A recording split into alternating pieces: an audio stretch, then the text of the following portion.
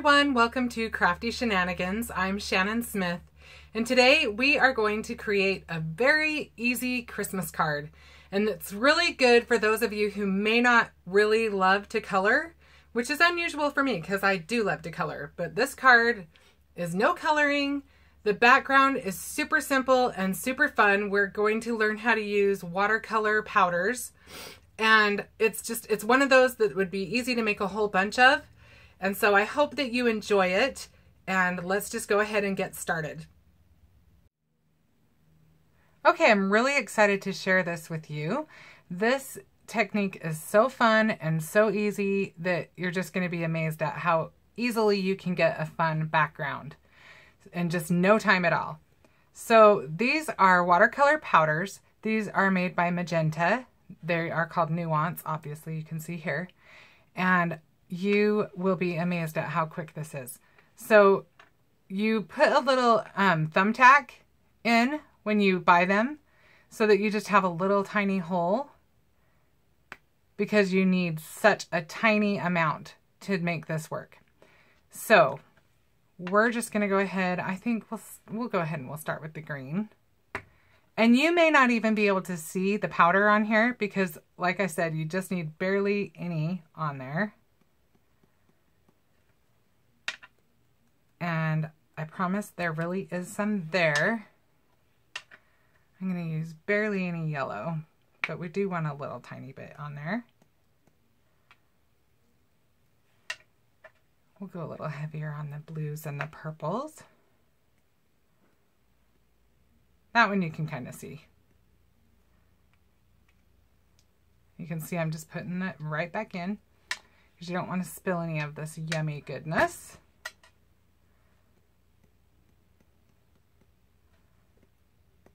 The pink, I think, is kind of hard to see on there, but I'm sure it's there.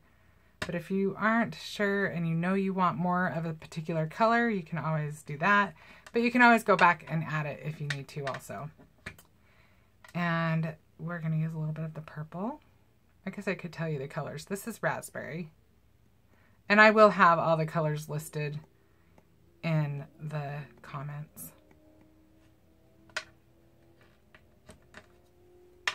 Okay, so now comes the fun part. You just need a little mister bottle. This one is actually an FSJ one. This, you'll have to excuse my hands. I have all kinds of this fun pigment on them. These come in a pack of 3. But these work really, really well. You want a fine mist for this. You don't need big squirty bottles. So let's just go ahead and watch the magic happen. And I kind of hold it a little ways away from the paper. Oh, I should mention that this watercolor paper is actually Tim Holtz. I like this paper for this project because it can hold so much water. Okay, look at this. Is that not fun? And you can just, you want to have your paper towels handy. And I actually liked playing with this a lot. You don't want your colors to be all muddy. You want to still be able to see some variance in there. And I don't want to wipe off too much color, but I am going to wipe it off a little bit. And you can kind of work the color in as you wipe. See how I've got the blue kind of working around?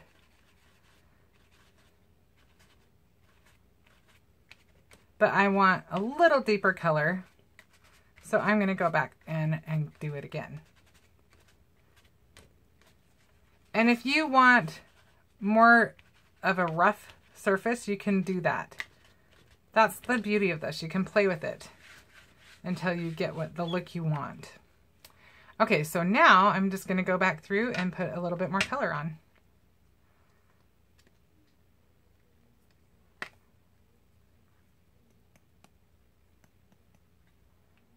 So that was Aqua Lagoon. We'll put a little bit more pink in there. This is actually hot pink.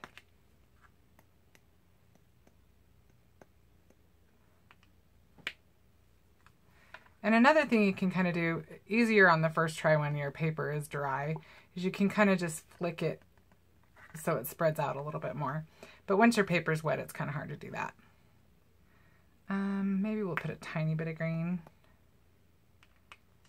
And maybe a little bit more purple.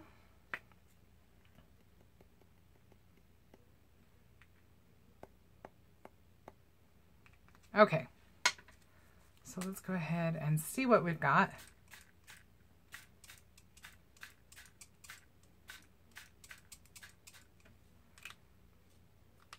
I kind of like to let the water pool a little bit. And I'm still experimenting a bit with this too. This is a new product for me. But so far, I'm having a lot of fun playing with it.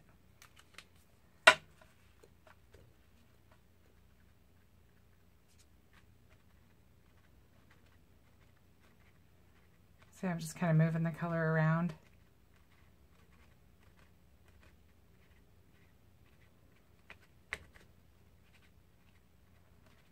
Like I said, this watercolor paper holds a ton of water,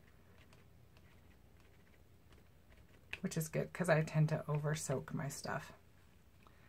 But it holds up really well. So I could keep going. I could put another layer on. Just, and don't expect to get the same results from one to the next. You're gonna have a lot of variance. Let's use another paper towel. So I'm thinking I may even want to put a little bit more pink on that. Just a tiny bit. Maybe down in this corner here. And that time I actually tapped the bottle a little, so it may be a little heavy. We'll look and see. Nah, it's still okay.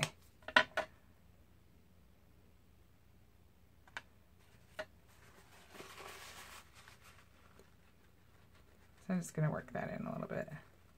You do have to be careful. You can lift almost all your color if you're not careful when you use your paper towel. So kind of let it soak in a little bit. And like I said, work the color in. Now, when I went, I actually was, I told you I was new to this product. And I found it when I was at a stamp show here in Arizona.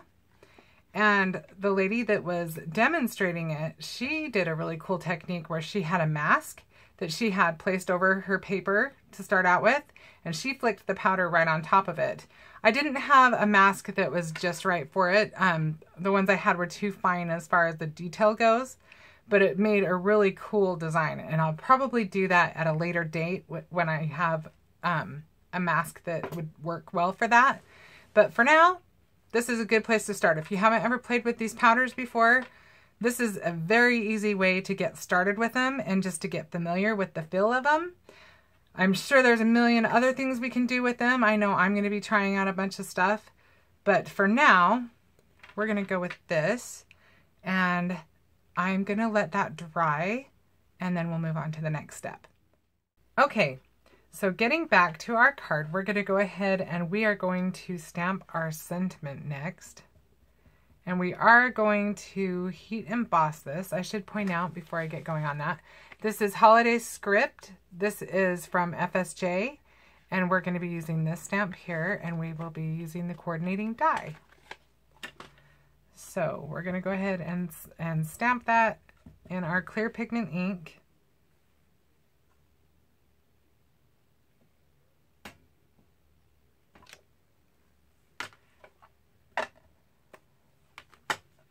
And we'll go ahead and get that all powdered up.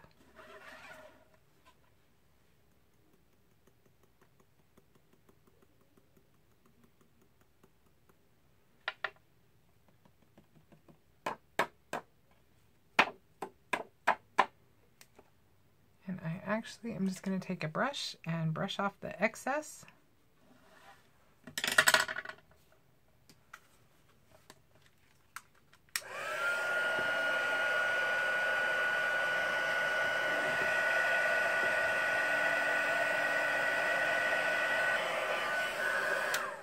Okay, and in case you're wondering, yes, I do emboss from the bottom. I have been asked that before, and I do that just because it kind of helps prevent like the little pock marks that you sometimes get, and so I find it actually works really good for that. So let's go ahead, and I'm just going to prepare this to die cut it.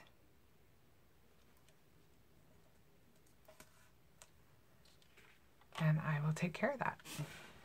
Okay, so now our piece is all die cut out and ready to go, and we can start assembling our card.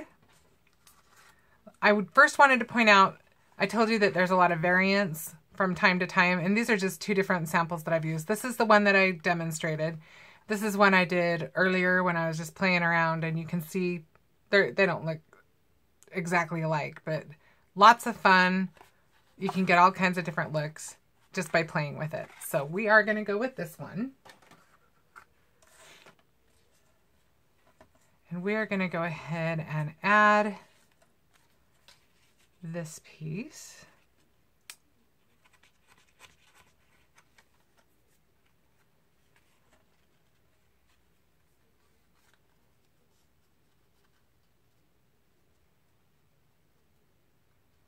And we're just going to cut this little piece of, this is called brushed silver paper, and this is from FSJ.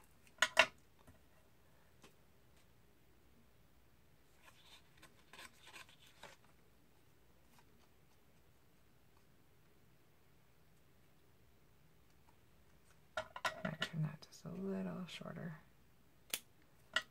Okay. So we'll just staple that on.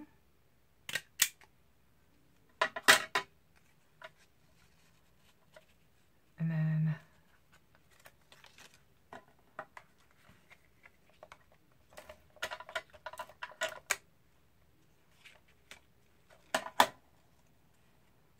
let's see, which side do we like better?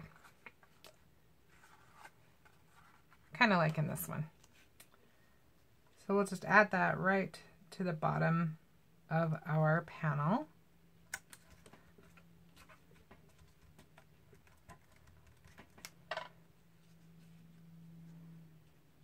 And then we're going to add a couple of little trees. These are actually from, oh, I should point out, okay, this little piece right here with the snow, that is from My Favorite Things, and it's actually called Rolling Hills, and I just used this skinnier piece. Obviously, I didn't use this other one, but that's what that is cut from.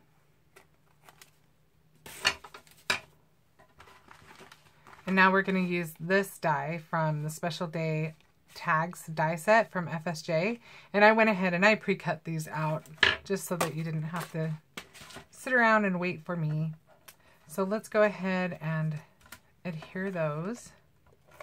I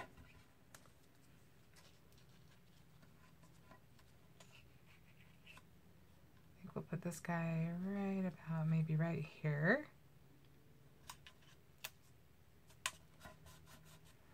And this one we're going to pop up a little bit with some foam squares.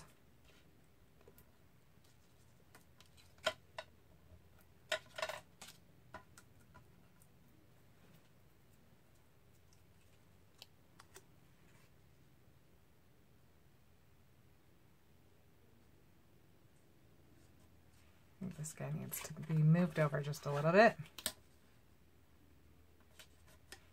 Okay, so then I'm going to go ahead and I'm going to use, I know I've showed this to you before.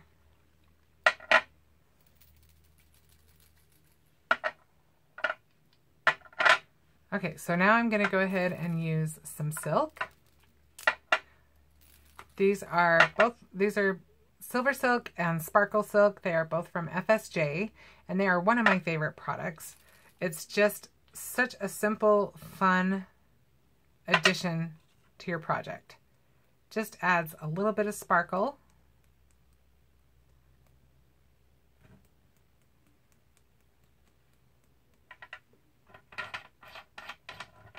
We'll add a little bit of the silver. I actually just kind of want to go along a diagonal maybe. It is kind of interesting to try to control, and sometimes it works, sometimes it doesn't.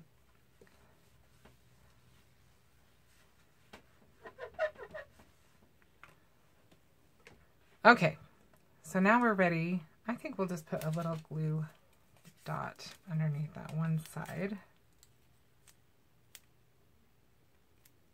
If I can get one off.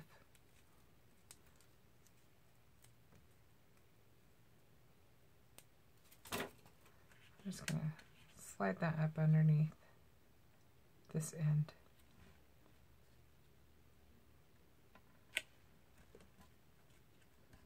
Hopefully that's pretty straight. Okay. And we're going to put our sentiment right over the top of that.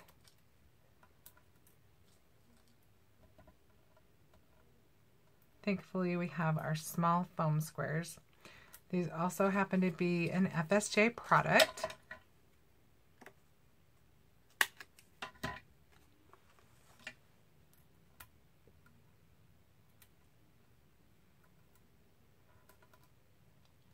All right, we are ready to roll.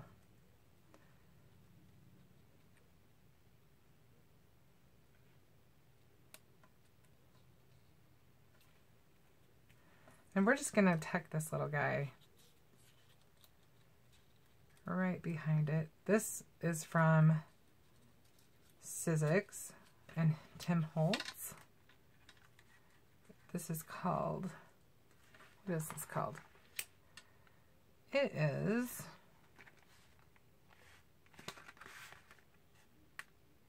Funky Festive. And that's what, this is a really fun set. I have a lot of fun things in mind for that set. All right, so I just want to tuck it underneath this brushed silver piece. If I can get it in there.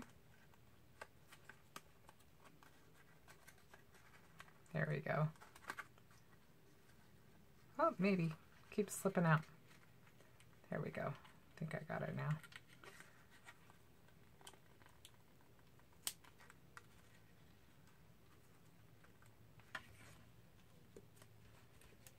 Okay, and then I went ahead and I pre-cut and stamped and embossed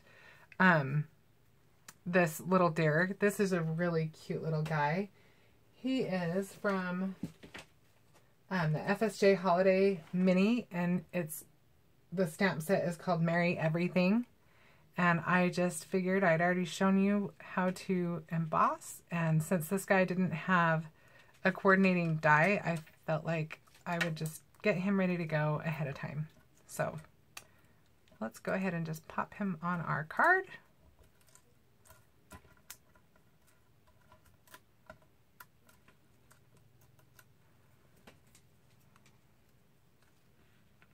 We'll just stick him, I think, right about, and I think I have a foam square right in the same spot that I want him.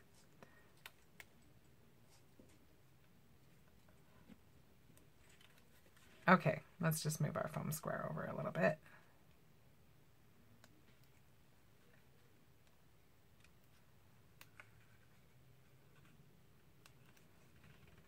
Okay. I think it's fine that they overlap a little bit. And you do want to try to keep your paper straight. I did put it underneath something heavy so that it would dry straight. That's the one thing about watercoloring that is a little tricky. Okay, so we're just going to add a couple more little embellishments. We'll add a couple of these. These are Fun Stamper's Journey. This is Pink World, and this one is Holiday Elements. So let's go just tuck that in there. And then we'll just use a couple of these little guys. They do kind of stick together, so you kind of have to work them apart sometimes. Super cute little snowflakes. So then I just popped that on a piece of cardstock. So let me just show you the finished project.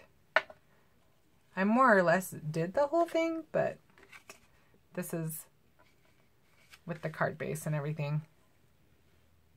And you can see these two aren't even alike, which is kind of a fun thing about them. But this is such a fast background that you could do a whole bunch of them at once and just do something where you just do an assembly line, especially if you want to use something like this for cards that you're sending out, if you're doing multiples.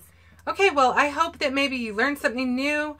Maybe you'll go ahead and you'll try those watercolor powders. They're really fun to work with, and really you're not going to know how to play with anything unless you just practice and experiment and just have fun with it. And I hope that maybe that'll give you something easy to duplicate that you can make a bunch of Christmas cards with if you want.